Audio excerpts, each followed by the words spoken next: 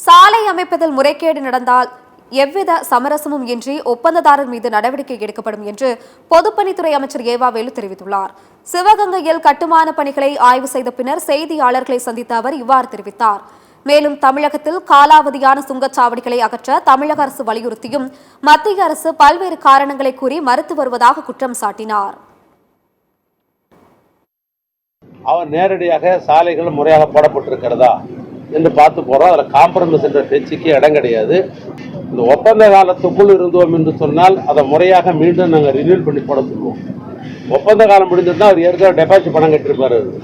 அதை பெனால்ட்டியாக நாங்கள் பண்ணி அவர் பெனால்ட்டி போட்டுருவோம். நாங்கள் ஒன்றிய அரசுக்கு பல முறை நாங்கள் கடிதம் எழுதணும். இந்த ஒன்றிய அரசு என்ன சொல்லிட்டாங்க, ஒரு ஆக்டை பாஸ் பண்ணிட்டு அதான் பீரியடு முடியறதுன்னு ஒன்று கிடையாது.